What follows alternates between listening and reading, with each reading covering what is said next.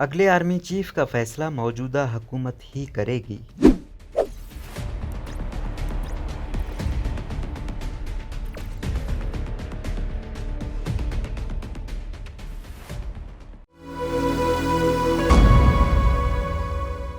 صحافی زبیر علی خان کے مطابق پاکستان پیپلز پارٹی کے سینئر رہنما اور وفاقی وزیر سید خورشید احمد شاہ نے کہا ہے کہ اگلے آرمی چیف کا فیصلہ موجودہ حکومت ہی کرے گی۔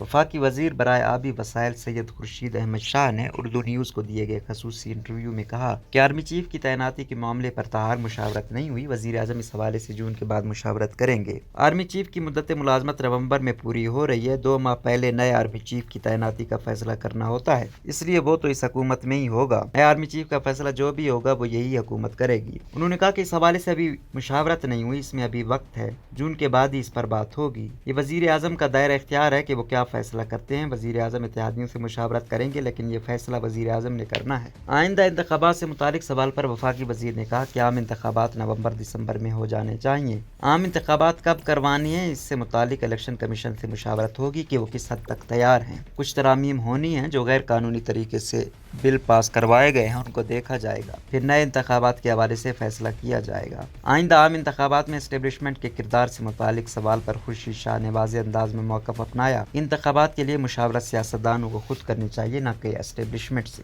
ہاں، یہ ضرور ہے کہ سیکیورٹی اور الیکشن کے دیگر لوازمات میں ان سے مشاورت ہو سکتی ہے۔ الیکشن کرانا نہ کرنا، کب کروانا، یہ سیاستدانوں کا فیصلہ ہے اور الیکشن کمیشن کا کام ہے۔ الیکشن کمیشن آزاد ہے، اس کا کریڈٹ عمران خان کو جاتا ہے۔ تحریک انصاف کی جانب سے الیکشن کمیشن پر جانبداری کے الزامات کا جواب دیتے ہوئے وفاقی وزیر نے کہا کہ الیکشن کمیشن مکمل طور پر آزاد ہے اور اس کا کریڈٹ عمران خان کو جاتا ہے۔ اگر کوئی ادارہ عمران خان کی حمایت کرتا ہے تو وہ ٹھیک ہے، اور وہ نیوٹرل ہو جائے تو وہ ان کو جانور بنا دیتا ہے۔ الیکشن کمیشن کو آزاد بنانے کا کریڈٹ عمران خان کو جاتا ہے، کیونکہ چیف الیکشن کمشنر کا نام انہوں نے تجویز کیا۔ یہ کی بدقسمتی ہے کہ وہ اپنے کریڈٹ کو ڈسکریڈٹ کر رہا ہے۔ انہوں نے کہا کہ پہلے کبھی ہم نے آزاد الیکشن کمیشن دیکھا نہیں، کسی نہ کسی کے دباؤ میں آتا رہتا ہے اور اس کا بھی کریڈٹ عمران خان کو جاتا ہے، ہمیں ماننا چاہیے۔ خورشید شاہ نے مزید کہا کہ پی ٹی آئی جب اقتدار میں تھی تو یہ کہتے تھے کہ اپنی مدت سے ایک دن بھی کم نہیں گزاریں گے اور آئندہ 5 سال کے لیے منتخب ہو کر آئیں گے، اب کہہ رہے ہیں کہ الیکشن کروائیں۔ میں پوچھتا ہوں کہ اپنی تقریر کے 2 منٹ میں 4 سالہ کارکردگی تو بتا دیں کہ انہوں نے ملک کے لیے، عوام کے لیے کیا کیا ہے، کتنے منصوبے لگائے، کتنے قرض واپس کیے، دہشت